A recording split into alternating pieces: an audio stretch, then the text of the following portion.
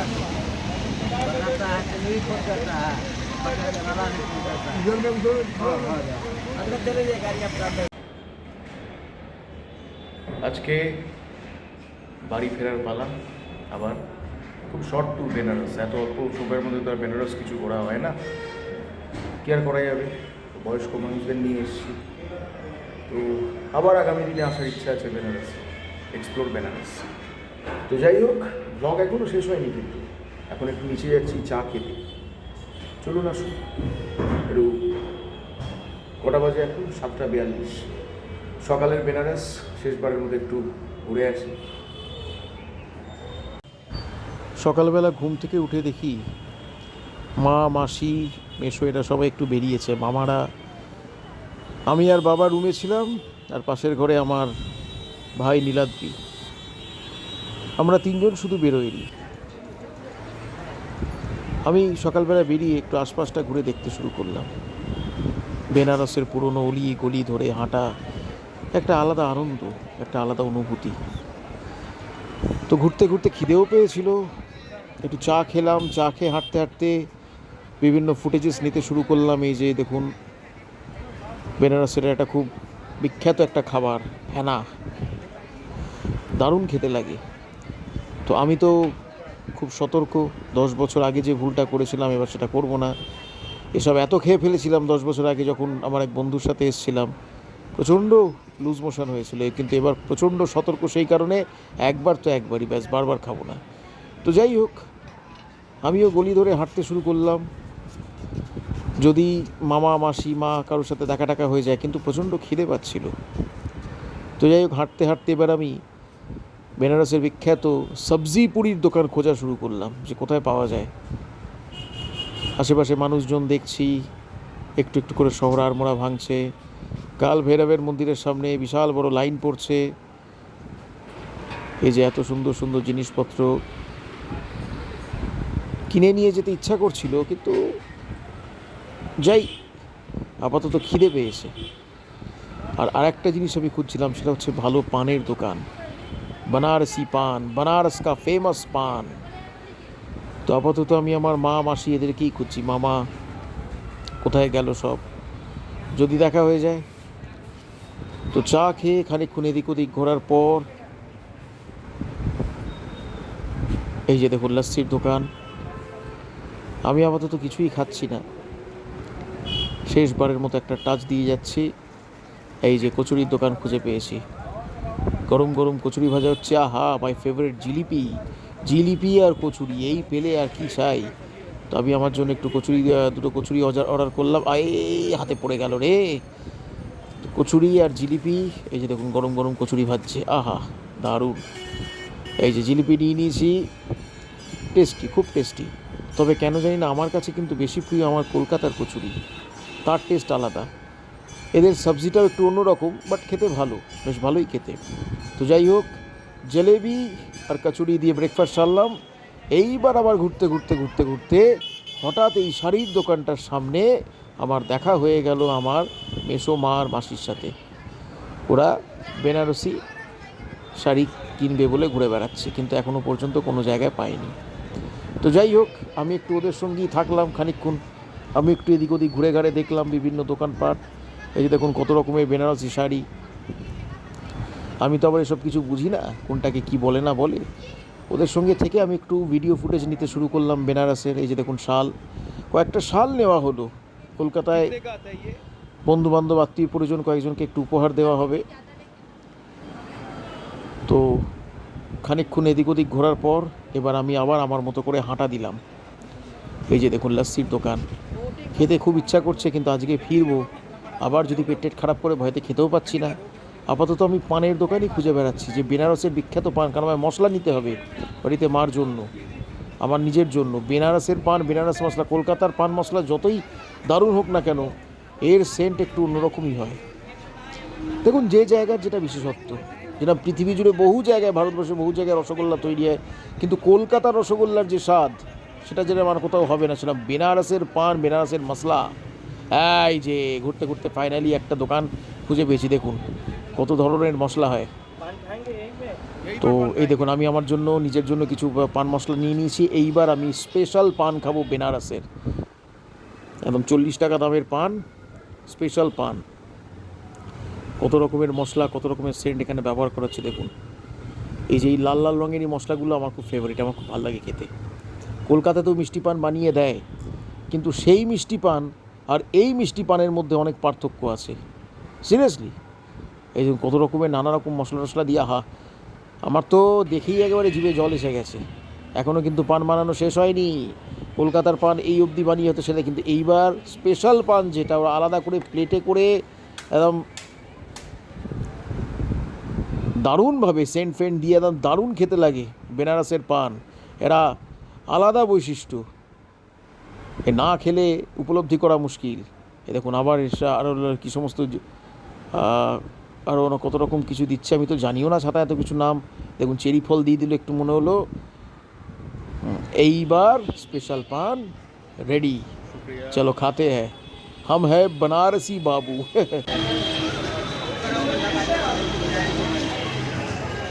बनारस आए पर पान ना खाएं, ऐसा हो सकता है? तो ले लो, मसाला भी ले लिया और बनारस का पान भी खा लिया। खाई के पान बनारस वाला, खुली जाए बंद अकल का ताला। खाई के पान बनारस वाला, खुली जाए बंद अकल का ताला। चलो अब चलते हैं।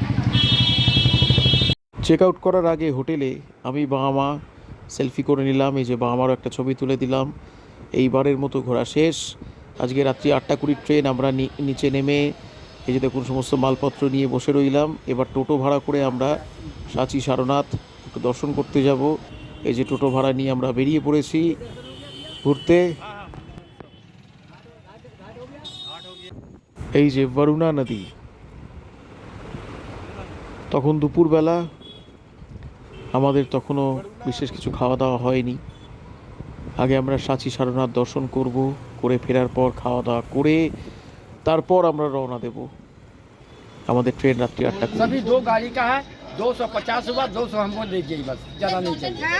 200 रुपया बस 250 हुआ, लेकिन हमको 200 रुपया दीजिए दादा, झूठ नहीं बोलेंगे हम लोग कोई मंडप पूजा। গন্তব্যে পৌঁছানোর পর একজন গাইড ভাড়া করে আমরা ভেতরে প্রবেশ করলাম। ভগবান বুদ্ধ সম্পর্কে আমারও খুব সামান্য পড়াশোনা আছে, অত ডেট অত ইনফরমেশন আমি মনে রাখতে পারি না, সাল তারিখ কত সালে জন্ম বা কিছু। তবে গাইড ভদ্রলোকের কাছ থেকে যেটুকু জানতে পারলাম, 563 বিসিতে তার জন্ম হয়েছিল।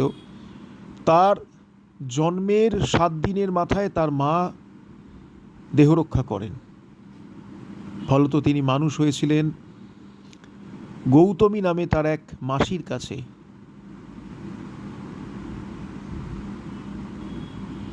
খুব অল্প বয়সে যখন তিনি একদম শিশু অবস্থায় একজন সন্ন্যাসী ভবিষ্যৎবাণী করেছিলেন যে হয় তিনি চক্রবর্তী সম্রাট হবেন, নয়তো সন্ন্যাসী হবেন।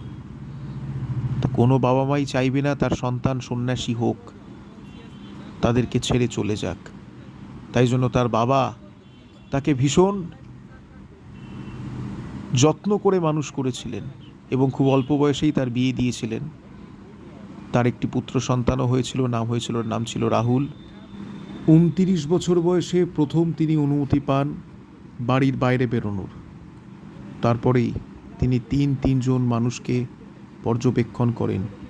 সেখান থেকেই জরা মৃত্যু ব্যাধি, এই ভয় তার মনের মধ্যে ঘর করে, সেখান থেকেই বৈরাগ্য, তারপর গৃহত্যাগ। এই যে উঁচু ঢিবিটা আপনি দেখতে পাচ্ছেন, এটা সম্রাট অশোক নির্মাণ করেছিলেন ভগবান বুদ্ধের উদ্দেশ্যে, চাণ্ডাশোক থেকে ধর্মাশোক হওয়ার পর। আর এই যে টেম্পলটা আপনারা দেখছেন, এটা একটি বৌদ্ধ মন্দির ভগবান বুদ্ধের। এটা থাইল্যান্ড গভর্নমেন্ট এর রক্ষণাবেক্ষণ করে থাকে। আর এখানে 4-4টে যে ছবি আপনারা দেখছেন, প্রথম হচ্ছে তার জন্মস্থান নেপাল, তারপর হচ্ছে বুদ্ধগয়া যেখানে তিনি বোধিত্ব লাভ করেন, তারপর হচ্ছে কুশীনগর, আর শেষে যে শায়িত যে বিশাল বড় ছবিটা সেটা হচ্ছে গোরখপুর, যেখানে তিনি দেহত্যাগ করেন। আর এই মন্দিরটা প্যাগোডা স্টাইলে নির্মিত হয়েছে। চলুন এবার আমরা ভেতরে প্রবেশ করব মন্দির দর্শন করার জন্য। খুব সুন্দর, বহু ফরেনার্স, বিদেশিরা সব এখানে আসছেন। খুব আশ্চর্য লাগে আমার, ভগবান বুদ্ধ এবং তার এই যোগ ঐশ্বর্য, এই আদর্শ, এটা আমাদের ভারতবর্ষের সম্পত্তি, অথচ বিদেশিদের এটা নিয়ে বেশি মাতামাতি, তাদের চর্চাটা, ইন্টারেস্টটা আমাদের থেকে অনেক বেশি। তো যাই হোক, এই দেখুন ভেতরে প্রবেশ করেছি, এই যে মূর্তি, আমরা সবাই এই মূর্তির সামনে দাঁড়িয়ে সব ছবি টবি তুললাম, প্রণাম করলাম।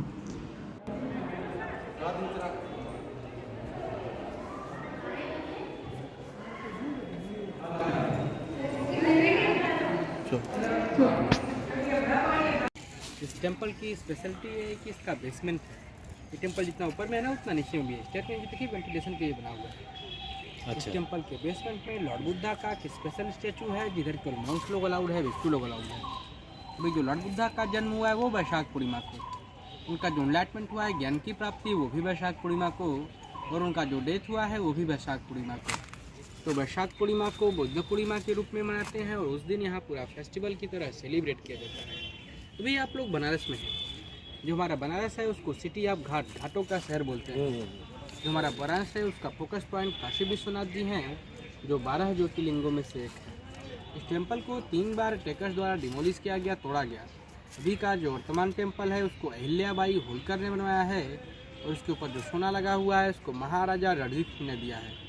जो हमारा बनारस है उसको कैपिटल ऑफ नॉलेज, ज्ञान की राजधानी बोलते हैं। ये अफगानिस्तान के बामियान बुद्धा की कॉपी है, उधर वो सिंगल स्टोन में था, पर तालिबानियों ने उसको 2001 में डायनामाइट से डिस्ट्रॉय कर दिया। उसी की मेमोरी में इसको बनाया गया है। इसको बनाने में टोटल 9 इयर्स का टाइम लगा है, और 843 सैंडस्टोन को ज्वाइन करके ये बनाया गया है। इसका इनॉग्रेशन 16 मार्च 2011 को थाईलैंड के एक्स प्राइम मिनिस्टर द्वारा किया गया है। इसकी जो टोटल हाइट है वो 80 फीट एंड 9 इंच है। 80 फीट इसलिए कि लॉर्ड बुद्धा टोटल 80 ईयर्स तक अलाइव थे, और 9 इंच इसलिए क्योंकि 9 माह अपने माँ के गर्भ में थे। Total 80 feet and 9 inch.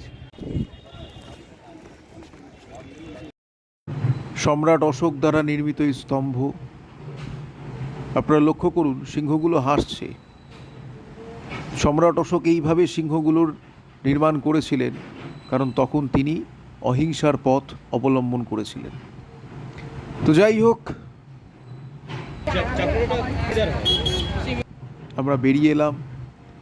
এইবার আমরা সামনে একটা মিউজিয়াম আছে, সেই মিউজিয়ামটা দেখতে যাব। আমাদের একটু খিদেও পাচ্ছিল, তো আমরা একটু শশা কিনে শশা খেয়ে নিলাম এই গরমের মধ্যে।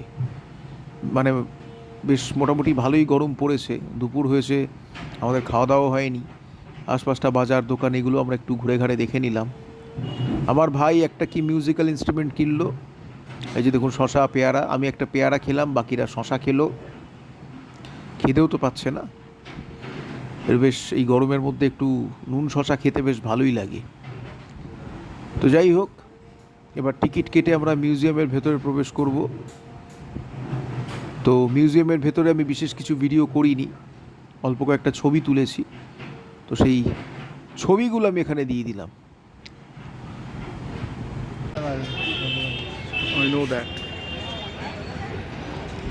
ভেতরে ঢুকে আমরা বেশ কয়েকটা ছবি তুললাম, সব পুরনো দিনের মূর্তি। এই অশোক স্তম্ভ, সম্রাট অশোক যেটা নির্মাণ করেছিলেন, সিংহরা হাসছে, অর্থাৎ এটা অহিংসার প্রতীক। অর্থাৎ এত হিংস্র জন্তু সেও অহিংসকে পরিণত হয়েছে। এই যে দেখুন, পাথর কেটে খোদাই করে বিভিন্ন সব সুন্দর সুন্দর এপিক জিনিস, মূর্তি। আমি একটার পর একটা শুধু ছবি তুলে গেলাম, মন দিয়ে পর্যবেক্ষণ করলাম। ভিডিও করার মতো সেরকম কিছু নেই, ছবি সব চারিদিকে। আমরাও ছবি তুললাম, পুরনো এই পাথরগুলোরও ছবি নিলাম।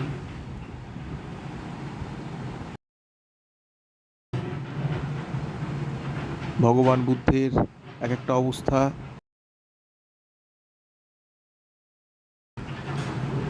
যেরকম আরও বহু আছে। তো যাই হোক, সব কিছু দেখে ছবি টবি তুলে এবার আমরা মিউজিয়াম থেকে বেরিয়ে এলাম। তো মিউজিয়াম থেকে বেরিয়ে একটা গ্রুপ ছবি তুলে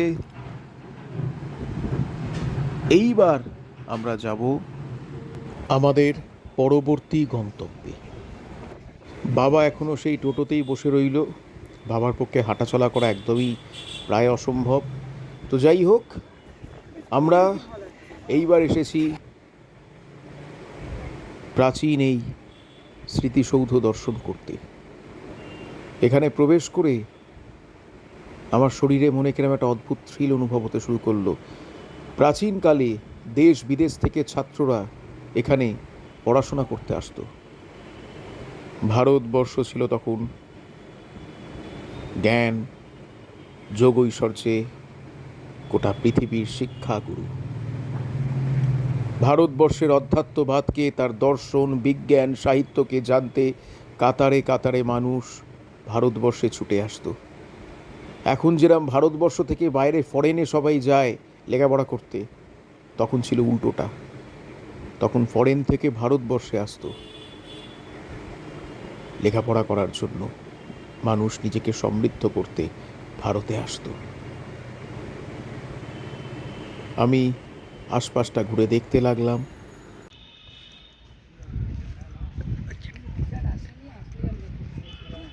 এ মামা, আমার একটা ছবি। এই হচ্ছে আসল অশোক স্তম্ভ, যেটা সম্রাট অশোক নির্মাণ করেছিলেন। আর এই যে এইখানে ছাত্রছাত্রীরা বাইরে থেকে আসতো, পড়াশোনা করতো। এই যে দেখুন ছোট ছোট যে বসার জায়গাগুলো, মাঝখানে বিশাল বড় একটা মঞ্চ মধ্যে আছে। আর যে দেখুন এই যে আন্ডারগ্রাউন্ডে, সেখানে বোধহয় লাইব্রেরি রুম আছে সম্ভবত। আশপাশের মানুষজন থেকে শুনে যেটুকু জানতে পারলাম। এই যে আমরা সবাই দাঁড়িয়ে পোজ দিয়ে সব ছবি টবি তুলে নিলাম, কিন্তু আমার ভেতরে একটা অদ্ভুত থ্রিল অনুভব হচ্ছিল। শটাং গিয়ে বসে বললাম মঞ্চটার উপর, চোখ বুঝে খানিকক্ষণ বসে রইলাম। যদি চোখ বন্ধ করে সেই সময় পৌঁছতে পারি, যদি ইতিহাসকে আবার স্পর্শ করতে পারি। বিদায় বিদায়। এই সারনাথ দর্শন করে বেরোলাম। তো এইবার আমরা যাব হোটেলে, লাঞ্চ সেরে তারপর আমাদের 8:20 ট্রেন, অপেক্ষা করতে হবে অনেকক্ষণ আমাদেরকে। তো এইবারের মতোও আমাদের এই ফ্যামিলি ট্যুর শেষ হলো। খুব ভালোই ঘুরলাম, বেশ ভালোই ঘুরলাম, নতুন অনেক অভিজ্ঞতা হলো। টুকিটাকি বোধহয় এখনো সবাই আরও অনেক কেনাকাটি করবে। তো এইবারের মতো বিদায়। আবার ফিরে আসবো নতুন কোনো ব্লগ নিয়ে, নতুন কোনো বিষয় নিয়ে।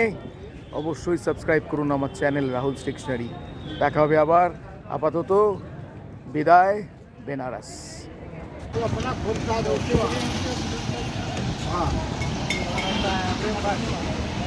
बनाता है, नहीं खुद करता है, इधर में चले जाए गाड़ी अपना।